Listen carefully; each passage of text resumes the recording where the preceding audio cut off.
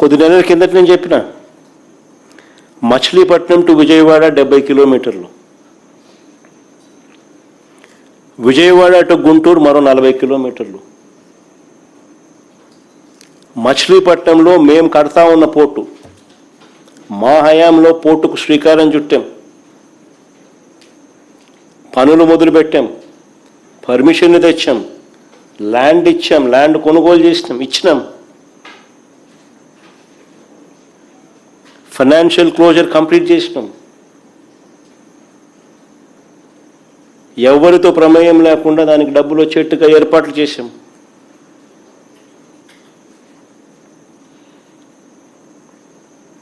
ఈరోజు చెన్నై అనేది port city, Bombay అనేది ఈరోజు పోర్ట్ సిటీ. ప్లాన్ బి కింద మేము చెప్పినాం మచిలీపట్నం టు విజయవాడ 70 కిలోమీటర్లు, విజయవాడ టు గుంటూరు మరో 40 కిలోమీటర్లు, మొత్తం ఈ 110 కిలోమీటర్లు నేషనల్ హైవే రోడ్డు ఉంది. ఈ నేషనల్ హైవేకు కాస్త అటు ఇటుగా ఈ మొత్తం క్యాపిటల్ ఏరియా కింద డిక్లేర్ చేయండి. మచిలీపట్నం నుంచి ఎంఏ తీసుకోండి, విజయవాడ నుంచి విఐ తీసుకోండి, గుంటూరు నుంచి జియుఎన్ తీసుకోండి, మావి గన్ అని పేరు పెట్టండి. మచిలీపట్నం, విజయవాడ, గుంటూరు, మా వి గన్. సరే, గన్ అంటే బాగుండదు నీకు, అది జగన్ అనేది గుర్తుకొస్తుంది లేననుకుంటే సరే వేరే పేరు పెట్టండి.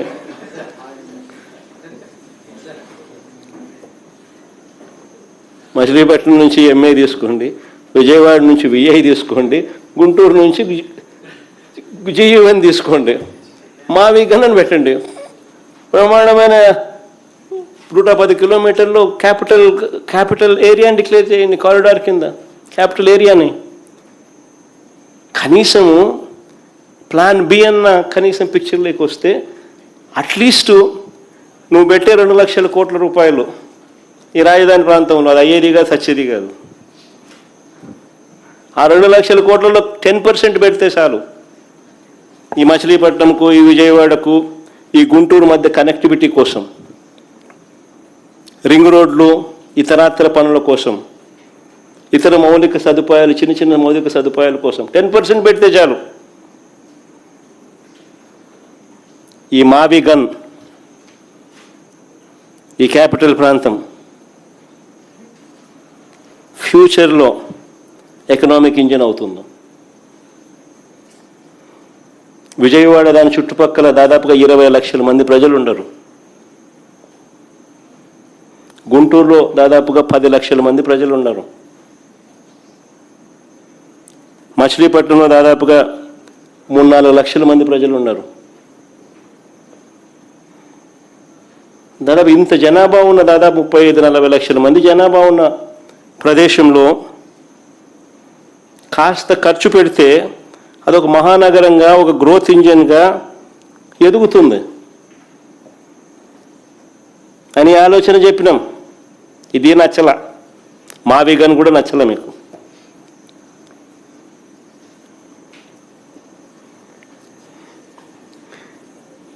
లేదు దీంట్లో స్కాములు చేయలేము, ఆల్రెడీ రోడ్లు ఉన్నాయి, ఆల్రెడీ ఇన్ఫ్రాస్ట్రక్చర్, ఇంకా స్కాములు చేసేదానికి అవకాశమే లేదు, మేము ఆ 2 లక్షల కోట్ల స్కామ్ ఏమి కనపడుతుంది, మాకు 2 లక్షల కోట్లే పెట్టాలా, ఆన్నే స్కాములు చేయొచ్చు మేము.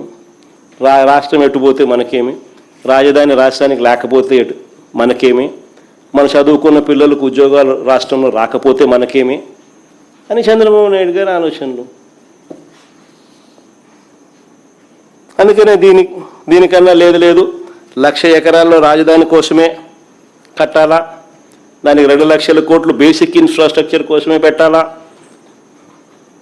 అక్కడ అక్కడే రోడ్లు వేయాలా, అక్కడే డ్రైనేజీలు వేయాలా, అక్కడే వాటర్ కనెక్షన్లు ఇవ్వాలా, అక్కడే కరెంటు. నా జీవితం అంతా అదే చేస్తూ ఉంటా, దానికోసమే అప్పులు తెస్తా, దానికోసమే స్కాములు చేస్తానంటే నిజంగా పెట్టలేరని తెలిసి, అసాధ్యమని చెప్పి తెలిసి, ఉట్టి బేసిక్ ఇన్ఫ్రాస్ట్రక్చర్ కోసమే 2 లక్షల కోట్లు, అది ఇప్పటి ప్రకారం. ఇంక ఇది పూర్తి అయ్యేసరికి అది ఎన్ని లక్షల కోట్లు అవుతుందో, ఎన్ని సంవత్సరాలు పడుతుందో, ఎన్ని దశాబ్దాలు పడుతుందో. సో సాధ్యం కానిది ఒక పెట్టలేరని తెలిసి కేవలం నీ స్వార్థం కోసం నువ్వు నీ బినామీల ఆస్తుల విలువలు పెంచుకునే దానికోసం